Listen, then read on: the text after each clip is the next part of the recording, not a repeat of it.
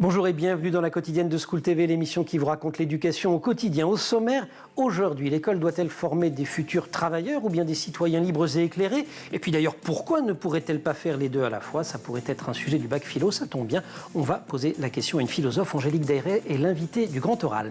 L'Anti-Sèche de Guillaume Buan. L'Anti-Sèche, vous le savez, c'est la façon dont l'actualité résonne dans les programmes. L'actu, c'est le Golden Coast Festival, un festival de rap qui commence demain à Dijon. Le rap qui s'invite depuis quelques années dans les salles de classe. Guillaume vous dira comment. Et puis notre rendez-vous hebdomadaire en fin d'émission avec Sandra Ferreira sur le plateau repas de notre diététicienne et nutritionniste. Cette question, quels sont les besoins nutritionnels fondamentaux des enfants? La quotidienne de School TV, c'est maintenant, c'est parti.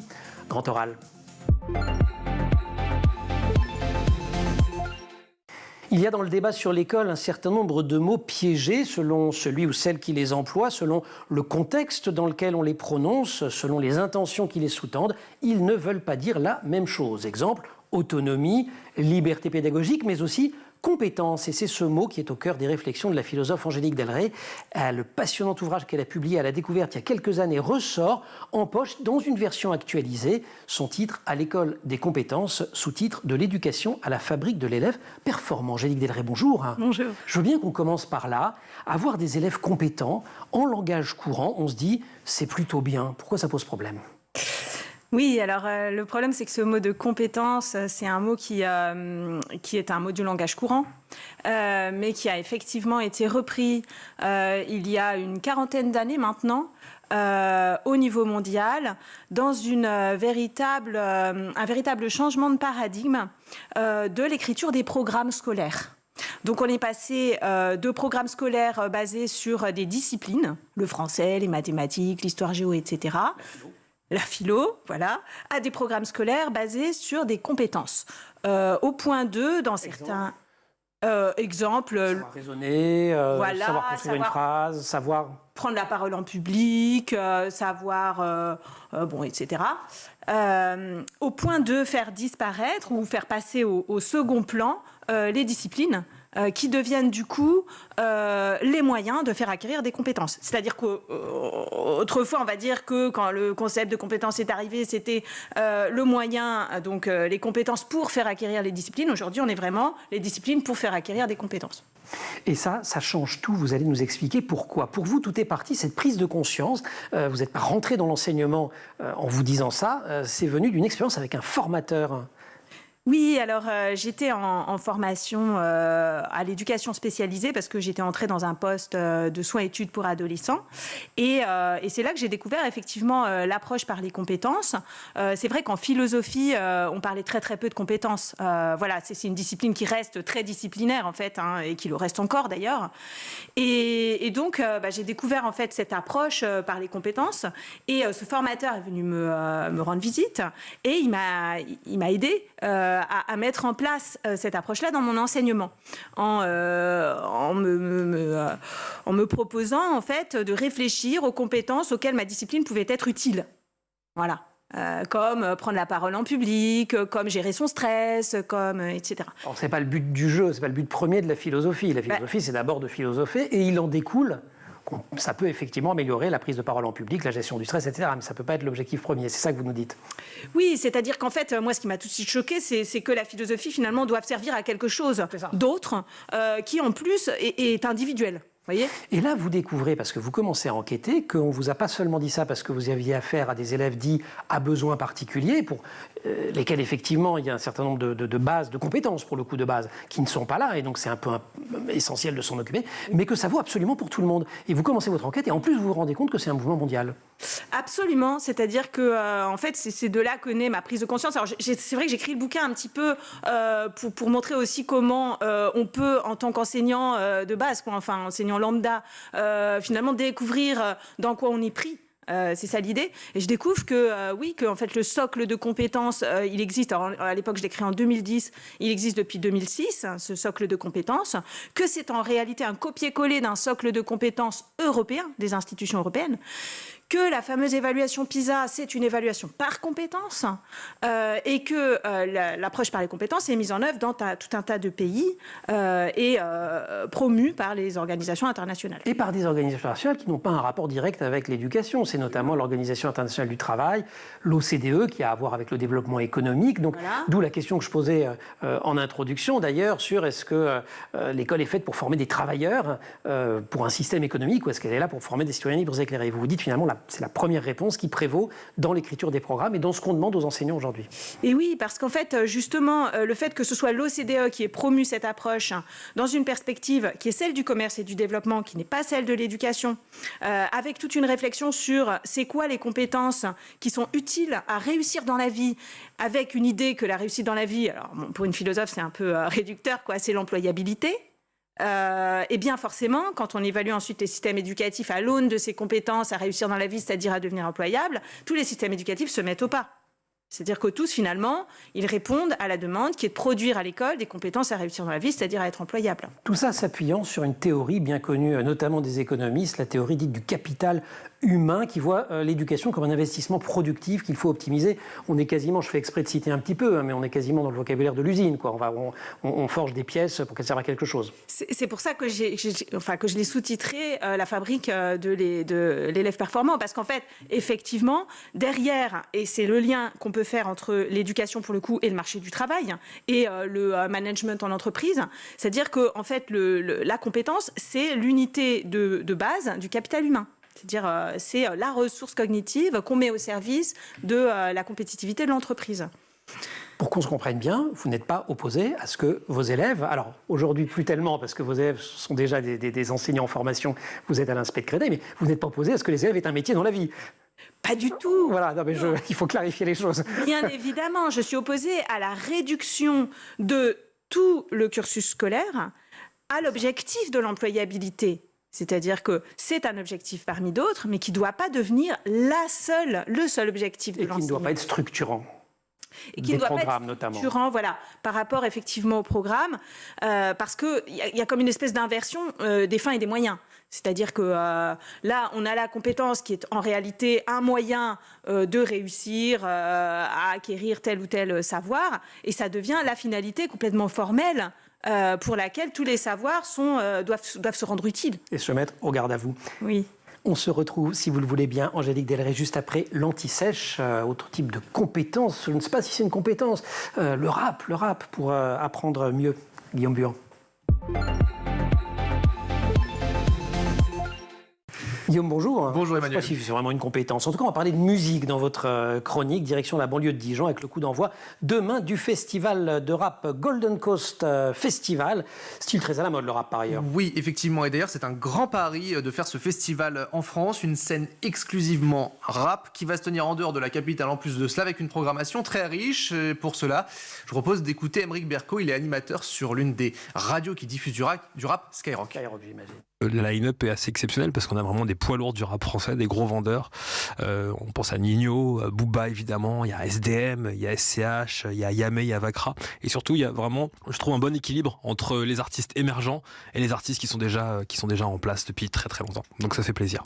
Et le rap, c'est un style musical qui est très écouté en ce moment et qui ne fait que progresser. Premier âge d'or du rap dans les années 90, MC Solar, NTM, IAM, pour ne citer que. Et puis dans le milieu des années 2010, deuxième âge d'or cette fois-ci, nous avons Nekfeu, Orelsan ou encore SCH. Concrètement, en 2024, le rap, c'est devenu le style musical préféré des Français. Écoutez Aymeric.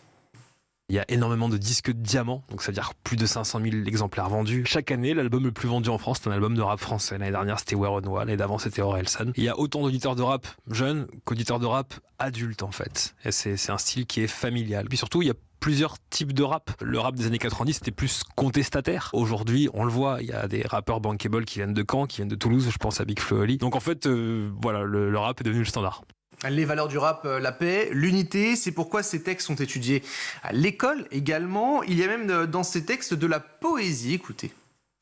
J'ai le souvenir d'une émission de Charles Aznavour qui avait invité Kerry James à ses côtés et il expliquait à quel point il avait une admiration pour tous les rappeurs parce qu'il voyait de la poésie. Et qui peut maintenant oser dire que Charles Aznavour n'est pas un poète? C'est une référence pour beaucoup d'artistes. On l'a vu lors de la cérémonie des Jeux Olympiques où Aya Nakamura a repris du Aznavour. C'est une source d'inspiration pour énormément de rappeurs à texte notamment. Bien sûr que la poésie est dans le rap. Il y a un recueil avec des titres de Booba qui sont analysés, qui sont décryptés de par leur poésie. Il y a du Baudelaire là-dedans et il y a des très très très beaux poètes dans toute cette expression large qu'est le rap aujourd'hui en 2024? Le rappeur, la poésie et des maths alors. Des maths, effectivement, avec le rappeur Arieka, Antoine Carrier de son prénom. C'est une star des réseaux sociaux, tout simplement. Je l'ai contacté, je lui ai demandé d'ailleurs comment lui était venue en fait cette idée, puisque là, en fait, il apprend la factorisation en rappant. Sinon une expression où l'on additionne des nombres et des lettres et même des lettres au carré.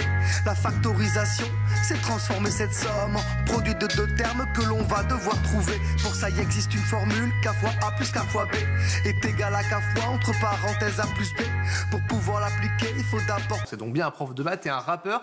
Il a été sur de nombreuses scènes, il faut le savoir. Prof de maths, c'est un copain justement qui lui a soufflé cette idée. Écoutez justement Arieka. Il m'a dit un jour, est-ce que tu pourrais pas allier les deux? Et moi, je me suis dit, bah, pourquoi pas essayer? Et c'est vrai que je voyais quand même les élèves qui avaient du mal à replonger dans les révisions, pas motivés, quoi. Et je me suis dit, bah, pourquoi pas les faire réviser en chanson, quoi. J'ai choisi le style musical du rap parce que moi, c'est ce que je faisais, et puis parce que c'est ce qui les intéresse aussi, quoi. Alors en classe justement, il enseigne de manière très traditionnelle, néanmoins, il utilise ses cours qui s'appellent Rapematics, des cours pour casser en fait la monotonie, et justement ça aide les élèves à réviser. Comme je leur passe régulièrement en cours, ils se familiarisent avec leur chanson. La veille de l'interrogation, bah, ils ont juste à repasser la chanson et en 3 minutes, ils ont révisé, ils se rappellent de toute la chanson, donc ils ont révisé ce qu'ils avaient à faire. J'ai souvent des retours comme quoi les profs les utilisent aussi en cours. Donc je pense qu'il y en a pas mal qui, quand elles sont utilisées régulièrement, pour qui ça peut servir, quoi. Alors on a parlé aussi de musique, la musicalité, c'est vraiment apprécié par les professeurs. En tout cas, c'est une façon, selon Arieka, d'apprendre et c'est hyper efficace. Écoutez. Il y a un truc magique avec la musique, c'est que ça fixe l'attention. C'est en gros le circuit de récompense dans le cerveau de nos jeunes. Quand on leur passe de la musique, ben, naturellement, ils aiment ça. C'est un atout majeur, en fait, surtout dans la profession de professeur, quoi. Fixer l'attention en cours, quand je leur parle et tout ça, bon, on a recours à plein d'astuces. Mais par contre, quand je leur passe un rap thématique, j'ai rien besoin de faire, quoi. Je mets play et puis ils sont tous là comme ça, ils écoutent, il n'y a personne qui parle, quoi. Et puis il a monté aussi une association, il s'y rend notamment une journée pour enregistrer la chanson, écrire les paroles, tourner le clip. Donc en fait, ils font tout faire tout simplement à ses élèves et ainsi ils apprennent en fait. C'est une autre manière pédagogique d'apprendre. Il m'a dit que s'il faisait ça notamment avec la SVT, avec le français, avec la philosophie également, et il se déplace d'école en école. Donc voilà une autre manière d'apprendre le rap à la mode à la radio, mais aussi à la mode dans les classes.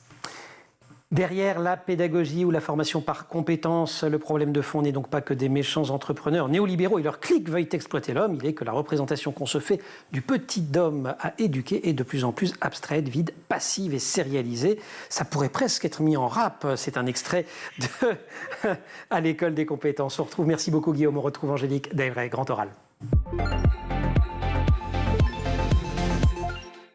Compétence, mot piégé, autonomie, je le citais également au début, et vous dites justement que malgré le discours sur l'autonomie de l'élève, la pédagogie par compétence aboutit, je vous cite, à une normalisation des comportements. Là encore, l'autonomie, on se dit c'est plutôt chouette, et d'ailleurs quand ils revendiquent leur liberté pédagogique, d'une certaine manière, les enseignants demandent une forme d'autonomie. Mais là, on ne parle pas de la même. Oui, c'est-à-dire qu'avec la compétence, en fait, on a plutôt affaire à une norme. C'est-à-dire une norme, en fait, c'est quelque chose que vous vous appliquez à vous-même. En fait, de l'intérieur. C'est-à-dire que vous apprenez à faire allégeance, en fait, quelque part, à quelque chose qu'on vous demande. Du coup, c'est une intériorisation. La norme implique l'intériorisation, hein, contrairement à des obéissances plus extérieures. En revanche, ça n'est pas l'autonomie. L'autonomie, c'est obéir à la norme qu'on s'est forgée soi-même. Et en fait, pour se forger une norme, eh bien, il faut réfléchir. Donc, c'est toute la différence entre la norme et l'autonomie. L'autonomie implique la réflexion.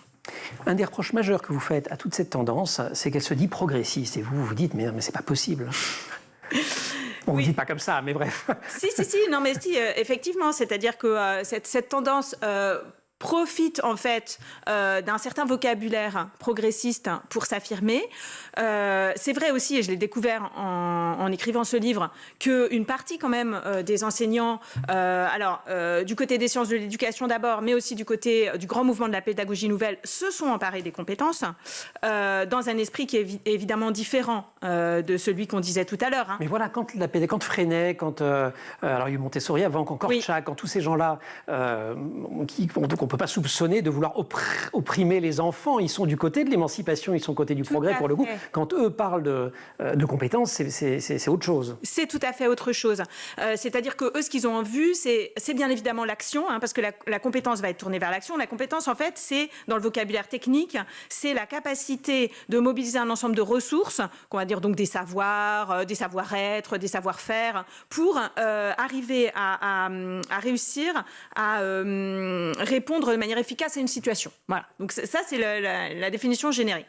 Du coup, c'est la situation qui est au cœur de la compétence. Alors là, on a vu tout à l'heure situation d'entreprise, etc., situation de travail. Bon, du coup, ça rend la compétence très néolibérale. Par contre, ça peut être aussi la situation de classe, c'est-à-dire se focaliser sur la compétence, c'est se dire, bon, il suffit pas que l'élève il ait eu sa leçon, il faut aussi qu'il sache réinvestir ce qu'il a appris en situation. Il faut qu'il puisse aussi transférer dans d'autres situations. Il faut que ça lui serve dans les situations de la vie. Donc, on a, si vous voulez, une entente de la situation qui n'est pas forcément réduite au marché du travail. C'est ça. Voilà. En revanche, donc pour moi, évidemment, il y a une grosse différence. En revanche, il y a deux soucis. Le premier, c'est que comme le sens dominant, c'est celui de la réduction à l'employabilité, du coup, tous ceux qui parlent de compétences, quelque part, ils vont être récupérés. Voilà. C'est-à-dire qu'ils participent quelque part à la généralisation du concept de compétence. Et d'ailleurs, aujourd'hui, au ministère du Travail, qu'est-ce qu'on dit ? On dit, avant, on se posait la question, ça veut dire quoi la compétence, etc. Aujourd'hui, on se dit, on s'en fiche, c'est pas grave. Ce qui importe, c'est que la compétence progresse. C'est-à-dire que le terme lui-même progresse. Donc finalement, il y a une récupération qui se fait un peu à l'insu de tous ces gens-là qui travaillent dans une autre perspective. Ça, c'est le premier problème. Le deuxième problème, c'est que pour moi, finalement, même si on est tourné vers l'action, il ne faut pas que ça prenne le pas sur la transmission des savoirs. Pourquoi ? Parce que finalement, à chaque fois, on va se dire « Ah, mais alors, la philo, ça sert à quoi ?» Et on va être pris dans la problématique de l'utile. Vous voyez ? C'est la valeur, l'obligation de se justifier. Et de l'obligation de se justifier, mais c'est la valeur de l'utile qui va l'emporter sur toutes les autres valeurs. Donc ça, c'est quand même un problème. Et puis, après, chacun va avoir sa conception de la situation, sa conception de l'action, etc. Et personne ne va vraiment se mettre d'accord. Alors que les disciplines, ça fait des millénaires qu'elles sont là, qu'elles ont construit toute une culture, etc. Mais Angélique Delray, on dit aussi qu'il n'est pas plus mal que les enfants, les familles souvent aussi d'ailleurs, mais les enfants notamment, les élèves, comprennent le sens de l'école, le sens de ce qu'on apprend, le pourquoi j'apprends ça. Donc comment on arrive à répondre à cette question sans basculer dans l'utilitarisme et dans t'apprends ça pour avoir un métier plus tard et pour enrichir des actionnaires. Tout simplement parce que à la question pourquoi, la réponse n'est pas forcément ça sert, c'est utile. C'est-à-dire que la question pourquoi, ça peut être une question qui met en jeu beaucoup d'autres valeurs que celle de l'utilité. Exemple ? Exemple, la religion. Voilà, la religion, c'est utile à quoi finalement ? Enfin, je veux dire, voilà. Et pourtant, il y en a qui croient, il y en a qui croient pas. Je veux dire, ça donne sens à la vie, sans être utile. Mais on est libre de croire ou de ne pas croire, pour le coup. Pour ce qui est de la religion, oui. On est déjà moins libre de ne pas aller à l'école ou de ne pas s'intéresser aux cours de français, de mathématiques ou de philo. On prend les étoiles, si vous voulez. Voilà, ça sert à quoi, les étoiles ? On peut savoir des choses sur les étoiles, ça sert à quelque chose ? À rien. Oui et non. Votre critique de l'école des compétences, elle rejoint aussi chez vous une réflexion plus large sur les dérives. Vous l'avez un peu dit, du progrès, je mets des guillemets, parce que là encore, c'est pas le progrès en tant que tel qui est néfaste, c'est la manière dont il est utilisé. Et au fond, sur le sens de l'humanisme aujourd'hui, vous dites c'est en crise. Oui, parce qu'effectivement, pour moi, cette espèce de confusion, finalement, qui a lieu aujourd'hui entre les valeurs de gauche, les valeurs de droite, entre les valeurs progressistes et les valeurs réactionnaires autour de cette notion de compétence, montre que finalement, c'est la notion même d'humain qu'aujourd'hui on a découpé en tranches de compétences, dont on fait un capital, dont on fait une ressource, qui pose problème. C'est-à-dire que finalement, on peut parler de l'humain aujourd'hui comme d'une ressource et ça gêne personne parce que finalement, c'est devenu comme allant de soi. Les ressources humaines. Et oui. C'est-à-dire, par exemple, que le respect d'autrui soit une compétence, ça gêne personne. Je veux dire, voilà. Alors que, effectivement, l'humanisme est en crise. Si on commence à penser que respecter autrui, c'est investir sur ses compétences. Angélique Delray, il y a une quinzaine d'années même qui se sont écoulées entre la parution, ne faites pas cette tête, entre l'apparition de la première édition de l'école des compétences et cette réédition toujours à la découverte dans la collection Poche.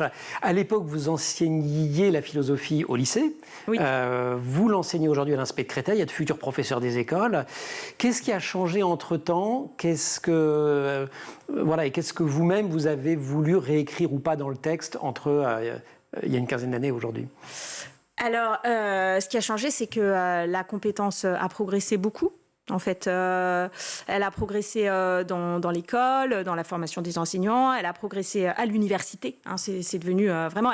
entre le moment où j'ai écrit le livre et maintenant, vraiment, on va dire que l'approche par les compétences est devenue quelque chose qui structure aujourd'hui les contenus à l'université, avec des affirmations d'Emmanuel Macron sur le fait qu'il allait falloir vraiment ne pas hésiter à fermer des cursus au vu des besoins en compétences futures de la nation, bon, etc. Donc, il y a quelque chose qui s'est quand même assez dramatisé. Ça s'est normalisé aussi, c'est-à-dire qu'aujourd'hui, c'est évident pour un étudiant, futur enseignant, qu'il faut se poser la question de à quoi sert mon cours, quelles compétences je vais développer, etc. Voilà, donc je pense que c'est important de mettre de la réflexion là-dedans. Mais est-ce qu'en tant que formatrice dans un aspect, un institut de formation des enseignants, alors je sais que vous avez une obligation de réserve, mais enfin quand même vous avez aussi une liberté de parole et la liberté de la philosophe. Est-ce que vous sentez cette pression peser sur vos épaules? Est-ce que vous avez l'impression que les futurs enseignants, vous êtes obligés de les former d'une certaine manière, ou est-ce qu'au fond vous gardez votre libre arbitre? Ce qu'on garde à l'intérieur des inspects, c'est une place pour la philo, c'est-à-dire une place pour la réflexion. Voilà. Et l'idée, quand même, qui est une idée de la République française, hein, je veux dire, voilà, que si on fait réfléchir les élèves, les étudiants, en fait, c'est bien. Voilà. C'est pas quelque chose qui va aller dans le mauvais sens. Donc je continue à surfer sur ces valeurs, sur ces principes. Et oui, je trouve que ça fonctionne. À l'école des compétences de l'éducation à la fabrique de l'élève performant. C'est aux éditions La Découverte dans notre collection Poche, réédition augmentée du livre de référence de la philosophe Angélique Delray, que je remercie. Plateau repas, c'est notre rendez-vous hebdomadaire avec Sandra Ferreira. Elle nous rejoint. Plateau repas, c'est donc notre rendez-vous hebdomadaire avec Sandra Ferreira, diététicienne et nutritionniste. Sandra, bonjour. Bonjour Emmanuel. Aujourd'hui, vous nous faites réviser les fondamentaux, le tout petit, le nourrisson, qui connaît une croissance rapide au cours de sa première année d'existence, puisqu'il prend 25 cm en moyenne, soit 50% de sa taille, et qu'il triple son poids en prenant 6 kg, tout ça en un an. L'alimentation est évidemment ce qui va permettre son plein développement, sa croissance. Et puis, il grandit encore avec des besoins spécifiques que vous allez nous résumer très simplement. Donc, les besoins nutritionnels fondamentaux des enfants, Sandra. Eh bien, au même titre que les adultes, les enfants ont besoin de ce qu'on appelle les nutriments principaux, les macronutriments, les glucides, les sucres, les lipides, le gras et les protéines. Alors, il n'y a pas de comparatif, mais aussi, ça vous plaît bien. Donc ça, voilà, je répète, c'est ce qu'on appelle les macronutriments. Et la différence avec les adultes, c'est que chez l'enfant, ce sont les quantités, les proportions qui vont évoluer au fur et à mesure de l'âge. On les donne peut-être pas pour toutes les tranches d'âge, mais quand même... Juste pour avoir un petit aperçu, les protéines, à la naissance, on est autour de 7-15% et ça va jusqu'à 10-20% vers 14-17 ans. Les lipides, le gras, en fait, c'est beaucoup au départ, 50 à 55%, et ça diminue au fur et à mesure. Il ne faut pas en avoir peur, hein, la moitié de l'alimentation de bébé. Et puis les glucides, on est plutôt autour de 40-50%. Et ça va augmenter progressivement, mais ça ne monte pas très très haut, autour de 55% à l'adolescence. En matière d'habitudes alimentaires, qu'est-ce qu'on propose? Bon, comme d'habitude, l'enfant, c'est le futur adulte. Donc des fruits, des légumes. C'est le moment où elle dit fruits et légumes. Ça commence par ça. Fruits et légumes, vous me connaissez bien. Produits céréaliers, féculents, viande, poisson, œufs, laitage, matière grasse et eau. C'est ce qui va constituer le repas de l'enfant, avec des proportions différentes, bien évidemment. Ce sont là les macronutriments. J'en déduis qu'il existe des micronutriments. Mais oui, Emmanuel, je vois que vous commencez à avoir de très bonnes notions en matière de nutrition. Je suis ravie. Et oui, les micronutriments, ils sont essentiels. Alors, pour ceux qui ne connaissent pas ce terme, ce sont des petites molécules indispensables à notre organisme. Par exemple, le fer, le calcium. Alors, le fer, chez l'enfant, ça sert au développement du cerveau. Eux, ils vont être comblés, ces besoins en fer par l'apport de viande, de foie, le foie, c'est pas tous les jours qu'on en mange, mais pourquoi pas du poisson, des fruits de mer, des légumineuses, des noix, des céréales, du jaune d'œuf, des légumes à feuilles vertes. Et ça, pas des épinards. Et si. Non, mais le fer, nettement moins que ce qu'on imagine, et vous nous aviez fait une chronique l'année dernière. Il y en a beaucoup moins. En disant qu'il ne faut pas n'importe quoi. Il y en a. Non, mais je vous suis, moi. Il y en a, mais moins. Ouais. Oh là là, il y en a moins plus qu'on point en cette rentrée, Emmanuel. Au Le taquet, calcium, il est indispensable à la croissance de bébé. Il faut que je fasse attention à ce que je dise. C'est apporté par le lait maternel et infantile, les produits laitiers. C'est bon pour les dents, pour les os, bien évidemment. Mais pour que ce calcium se fixe, il faut de la vitamine D. Vous savez ce qu'on prescrit au bébé à la naissance. C'est très important. Alors, cette vitamine D, on la trouve où? Essentiellement dans les poissons gras. Hareng, maquereau. Je croyais que vous dire dans le soleil. Et aussi dans le soleil, effectivement. Une exposition minime, et pas besoin d'être là à midi. Mais sinon, je vous ai coupé poissons gras, les maquereau. poissons gras, hareng, maquereau, sardines, saumon et autres. Certains champignons, alors pas tous, girolles, cèpes, morilles, les produits laitiers qui sont riches en vitamine D ou parfois enrichis en vitamine D, le jaune d'œuf, le chocolat noir, les céréales du petit déjeuner si elles sont enrichies en vitamine D, le beurre et les margarines. Bon, et les vitamines C, alors contrairement aux épinards, où c'est pas tout à fait près que c'est super pour ce qui est du fer, en revanche, vitamine C pour les enfants, ça, c'est pas une fake news. C'est ce qu'il faut, c'est la vitamine de la vitalité, mais surtout, ça va permettre de lutter contre les maladies. On approche là, on rentre dans une saison, donc rhume, etc. Ça active la cicatrisation des plaies. C'est un rôle, ce qu'on appelle antioxydant, tout comme le zinc. Alors le zinc, on en parle un peu moins, c'est très important pour le système immunitaire. J'ai retrouvé une étude, il faut que je vous la donne. Le zinc, lorsqu'il y en a suffisamment dans l'alimentation de vos enfants, ça réduit l'incidence des infections aiguës des voies respiratoires inférieures d'environ 15%, et on a marqué une baisse de 6% sur la mortalité globale des enfants. Ouais, c'est considérable. Vive le zinc. Voilà. Oui, vive le zinc. Voilà. Il y en a dans quoi, on a dit? Pardon? Il y en a dans quoi, le zinc, on a dit? Le zinc, alors j'ai pas donné les aliments, mais effectivement, on va retrouver le zinc essentiellement dans les produits de la mer. Produits de la mer. Voilà, essentiellement. Donc, moi, je dis une petite bourriche d'huîtres pour le nourrisson, c'est quand même un truc assez chouette, quoi. Poisson. C'est plus facile à faire passer. Un petit coup de blanc, ça va être absolument formidable. Bon, en parlant d'ailleurs de poisson, mais surtout de viande, on entend souvent dire qu'il ne faut pas trop de protéines chez l'enfant, ça c'est vrai? Alors ça c'est vrai, il faut qu'on insiste là-dessus aujourd'hui. Ça, bien sûr, les protéines ont un rôle structural au niveau musculaire, on les retrouve dans ce qu'on vient de dire, poisson, viande, œufs. Attention aux quantités chez l'enfant, on a tendance à avoir la main lourde, il y a une petite règle simple. Ah oui, vous avez un truc avec les doigts. Moi j'aime bien les trucs avec les doigts. Ah, je me souviens. À 1 an, vous rajoutez un 0, il faut que je sois dans le bon sens, 10 grammes de viande par jour et non pas par repas. À 2 ans, vous rajoutez un 0, 20 grammes par jour. 3 ans, 30 grammes, vous avez compris, ainsi de suite. Mais 10 grammes à 1 an, c'est une petite cuillère à café, ça ne va pas loin. Donc, attention, ne surchargez pas les reins de vos enfants. Et puis dans les derniers conseils pratiques, il faut équilibrer l'alimentation, ça c'est une règle de base. On équilibre chez l'enfant, mais soyez inventifs, vous me connaissez, salade composée, des petits repas bonhommes, sympathiques pour que vos enfants aient envie de manger, des légumes, des fruits, les courgettes. J'avais amené sur une de mes chroniques un gâteau au chocolat aux courgettes, un gâteau au chocolat aux haricots rouges aussi. Absolument, on a goûté tout ça déjà. Mettez des légumes. Je note qu'on goûte moins cette année d'ailleurs. Enfin bon, c'est pas grave. Si, ça va arriver. Les légumes sur les pizzas et puis les raclettes de cet hiver avec des brocolis. On n'est pas obligé de mettre forcément le fromage que sur des pommes de terre. Varier les aliments et l'atmosphère. La raclette au brocoli, faut oser quand même. Ah, c'est vraiment sympa. Je vous invite. C'est vrai. Rendez-vous est pris. L'atmosphère, il n'y a pas de souci. Ah bah l'atmosphère, quand vous apportez les brocolis le jour de la raclette, c'est sûr que vous faites un... L'atmosphère positive. Ah bah attendez. On rigole, on met le fromage sur la... Ça va toujours ce problème de perte de copains, d'amis, les gens viennent plus chez vous, ça... Ah, c'était donc ça? C'était donc ça, je me demandais. Bon, n'oubliez pas, chers parents, que c'est vous l'exemple et ce que vous montrez à votre enfant, ils vont le reproduire. Bon, et n'oubliez pas qu'il ne faut surtout pas reproduire l'exemple que je donne, qui est un mauvais exemple, puisqu'évidemment, tous ces conseils sont essentiels à suivre. Et en plus, voilà, dans un état d'esprit qui est aussi souriant que votre approche... Même si je n'ai pas d'amis. A priori, pas vrai, je me suis laissé qu'il n'y a plus de place. Vive les brocolis, vive le zinc. Sandra, merci beaucoup. Merci. Angélique, merci beaucoup de nous avoir accompagnés dans cette émission. Merci beaucoup aussi à toute l'équipe de l'émission. Laure Audemont au maquillage, Marine Plantec pour la préparation de l'émission qui est en régie aujourd'hui avec au son Thibaut Goury-Lafont et à la réalisation Théo Boscar. Vous restez sur School TV, vous nous retrouvez en permanence sur Internet, sur les réseaux sociaux et vous pourrez retrouver aussi le grand oral d'Angélique en version audio sur les principales plateformes de podcast. C'est une nouveauté de l'année.